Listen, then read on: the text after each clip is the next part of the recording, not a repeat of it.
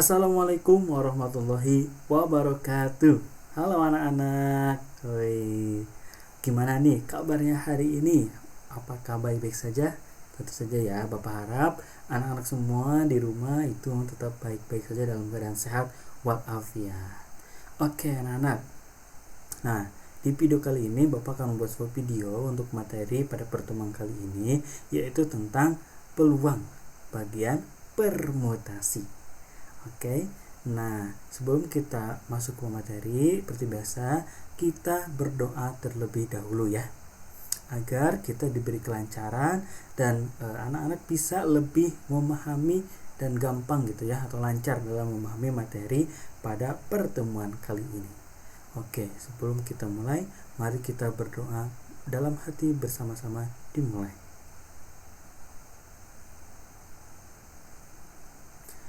Amin. Oke. Nah, walaupun nih ya kelasnya kita online atau Bapak hanya mengirimkan sebuah video, tapi diharapkan anak-anak tetap dapat menyimaknya dengan baik ya. Jangan di skip-skip loh, harus ditonton sampai akhir agar paham dan mengerti. Oke, let's go. Sebelum itu tentu saja kita akan berbahas dulu kira-kira pada pertemuan ini tujuannya apa sih, tujuan pelajaran pada pertemuan ini. Yang pertama, diharapkan anak-anak bisa memahami konsep permutasi dengan semua unsur yang berbeda. Lalu teman-teman juga atau anak-anak juga memahami konsep permutasi dengan beberapa unsur yang sama. Dan terakhir, anak-anak dapat memahami sebuah konsep permutasi siklik. Nah, itulah 3 poin yang diharapkan dapat dipahami oleh anak pada pertemuan kali ini. Oke, selanjutnya sejarah singkat saja ya, bahwa permutasi ini adalah sebuah konsep matematika memiliki sejarah panjang yang tidak dapat dikaitkan dengan satu tokoh penemu tunggal. Sejarahnya dimulai sejak zaman kuno di berbagai peradaban dengan fokus awal pada studi tentang cara menyusun atau mengurutkan benda. Nah, beberapa tokoh yang berkontribusi dalam perkembangan permutasi dan teori ini itu terkait meliputi ada Al-Khalil, seorang matematikawan dan kriptografer Arab, dan Fabian Stratman. Ini salah satunya ya, karena memang permutasi ini tidak ditemukan satu orang, tapi dikembangkan lagi oleh beberapa ahli pada zaman dulu. Seperti itulah sedikit kisah atau sejarah singkatnya dari permutasi ini. Oke, next. Sebelum kita lebih mendalam memahami tentang permutasi, Bapak ada pertanyaan nih. Anak-anak punya rak buku nggak di rumah? Tentunya punya dong. Dan itu kan pasti anak-anak mempunyai banyak buku gitu ya. Nah, misalkan nih Ananda atau misalkan kalian mempunyai 5 buku gitu dalam rak itu. Nah, kira-kira berapa banyak cara sih yang bisa dilakukan untuk menyusun kelima buku tersebut di rak gitu ya? Nah, untuk menjawabnya kita akan masuk ke materi permutasi. Oke. Nah, pertama kita belajar definisi terlebih dahulu ya. Permutasi ini adalah penyusunan kumpulan angka atau objek dalam berbagai urutan tanpa ada pengulangan. Nah, fokusnya permutasi ini adalah bergantung pada urutannya gitu. Nah, ini yang menjadi perhatian dalam permutasi ini fokus kepada urutan gitu. Misal nih, biar lebih paham ya, ada 10 siswa dan akan dibentuk susunan ketua kelas, sekretaris, dan bendahara. Jadi bakal diambil 3 nih dari 10 siswa ini untuk menjadi ketua kelas, sekretaris, dan bendahara. Nah, misalkan di sini ya kita lihat ya. Misalkan ini K ketua, S itu sekretaris, B bendahara. Misalkan 3 yang kita ambil ini kita misalkan P, Q, dan R. Nah, berarti kan kemungkinannya kita bisa menyusun dengan misalkan si P nya ketua, Q nya itu sebagai sekretaris, R nya bendahara. Atau kita bisa juga P itu ketua, R itu sekretaris, Q itu bendahara. Atau mungkin bisa saja R itu ketua, Q itu sekretaris, P itu bendahara. Sebenarnya ya, bisa teman-teman atau kalian lihat bahwasanya urutan ini sebenarnya sama-sama aja, 3 orang ini aja, yaitu P, Q, dan R. Tetapi karena itu tadi permutasi ini melihat juga urutannya. Jadi walaupun orangnya sama, tapi kalau urutannya berbeda, maka ini berbeda susunan gitu ya. Walaupun dengan unsur yang sama atau dengan orang yang sama gitu, tapi karena urutannya berbeda, maka ini salah satu menjadi 3 susunan yang berbeda. Seperti itu mungkin. Nah, next.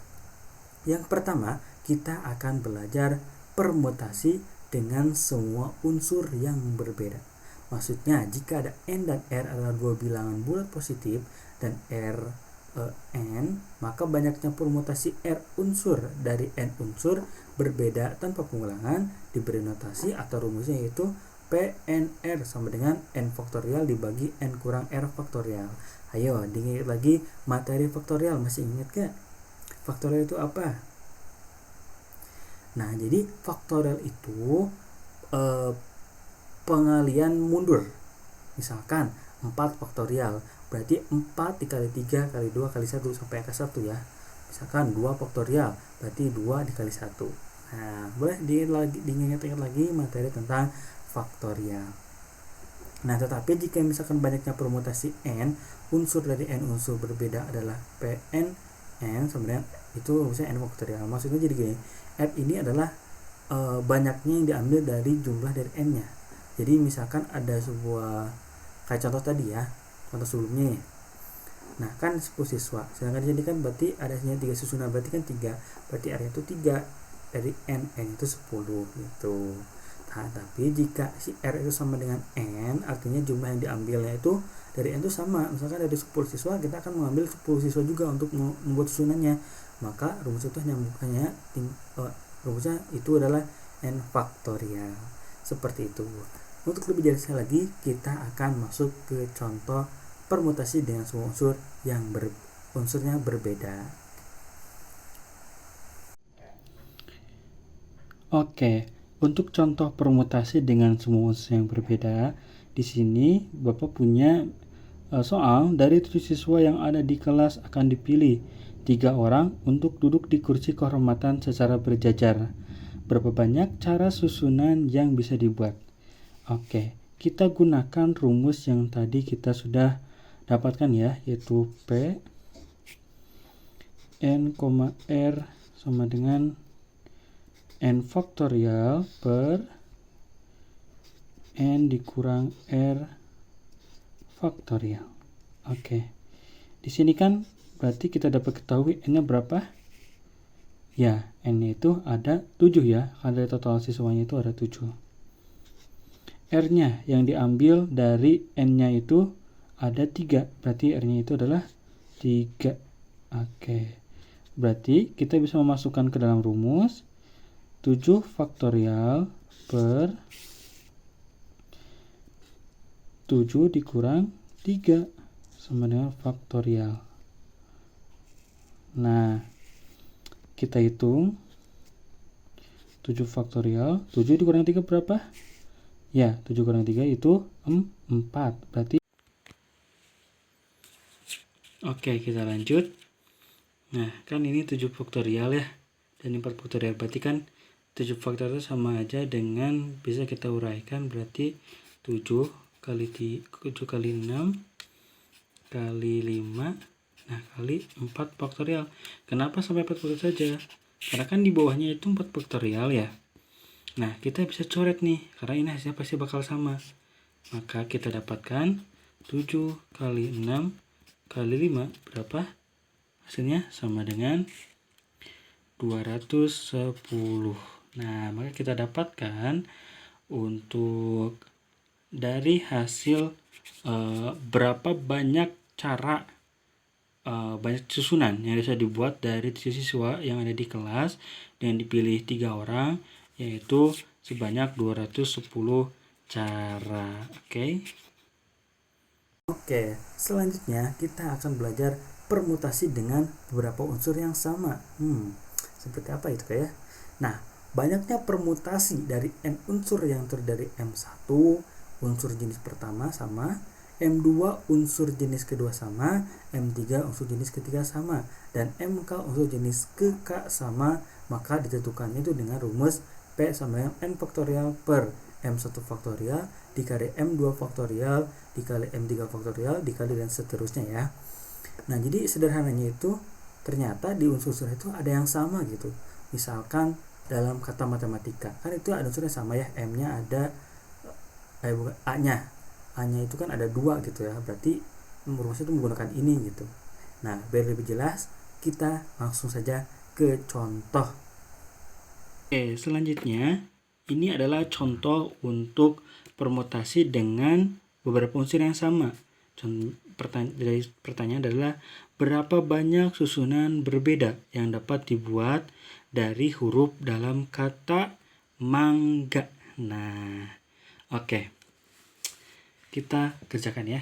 Nah, kan mangga ini susunan hurufnya itu dari huruf M,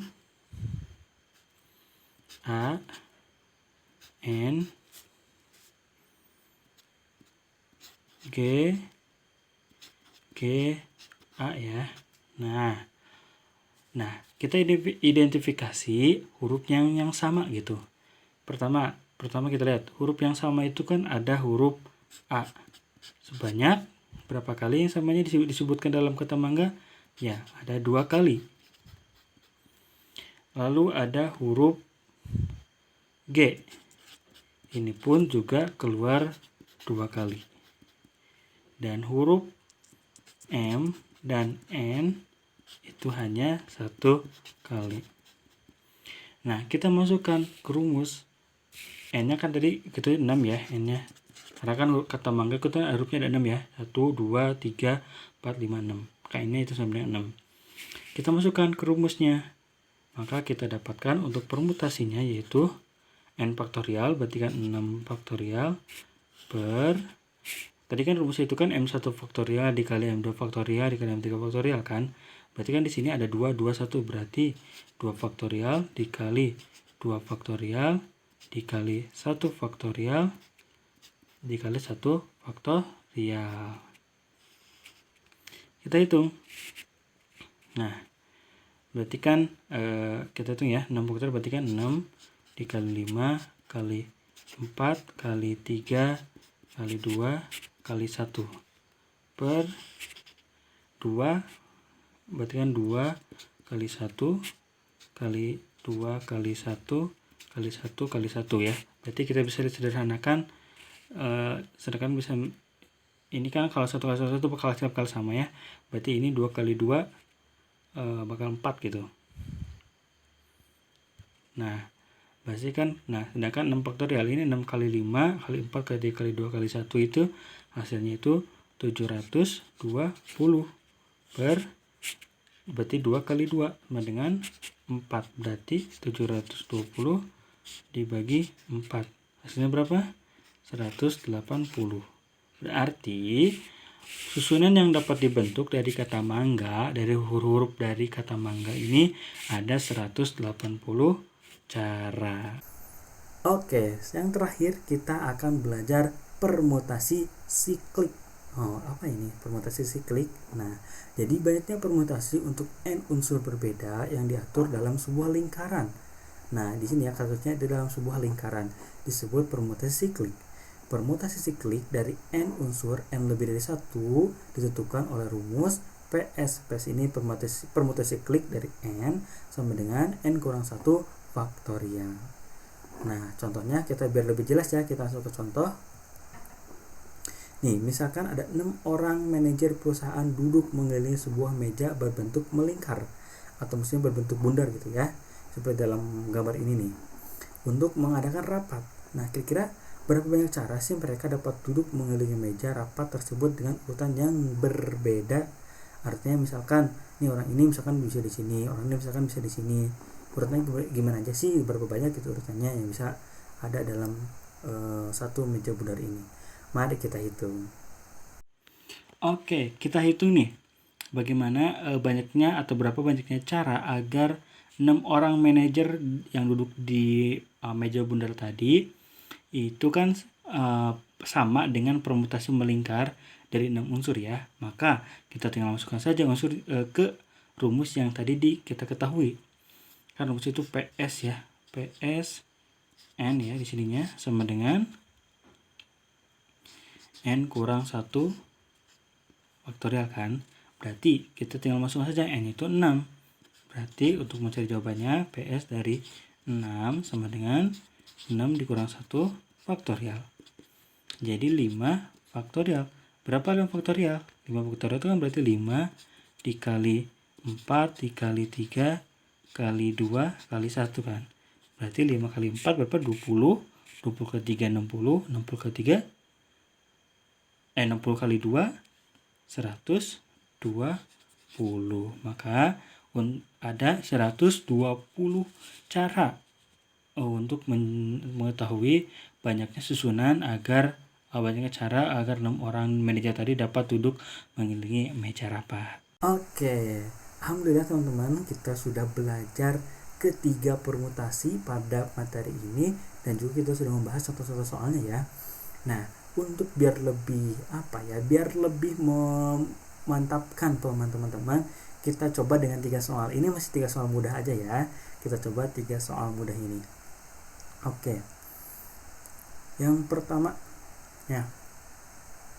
Pertanyaan 1. Berapa banyak cara menyusun 4 buku berbeda di sebuah rak? Ayo, gimana ayo?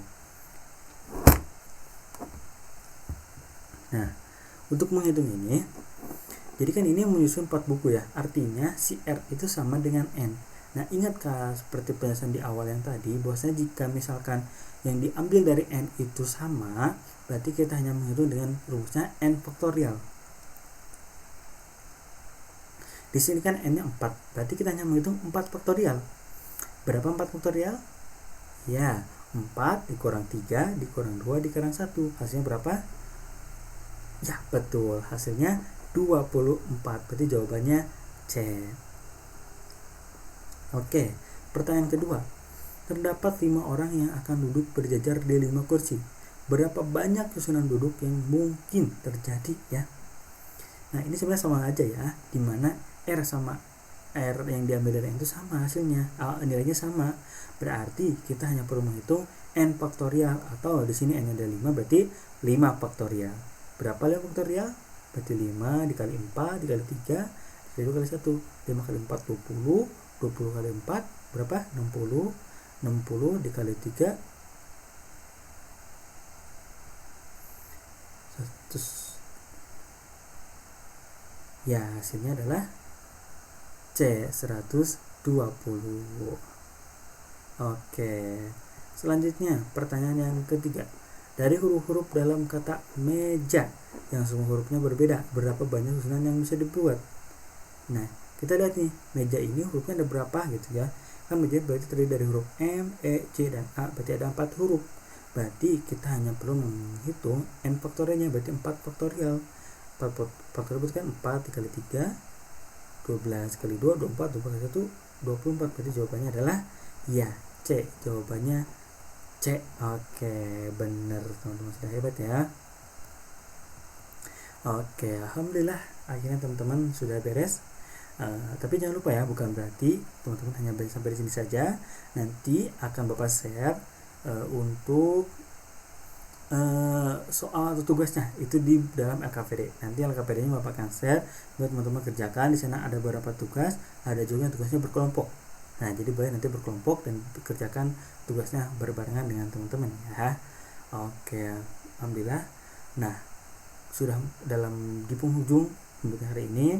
Terakhir Bapak coba ingin merefleksi gitu, kira-kira hari ini atau pertemuan kali ini teman-teman belajar apa aja sih dari awal video sampai akhir tadi nanti, dari awal video sampai akhir video ini.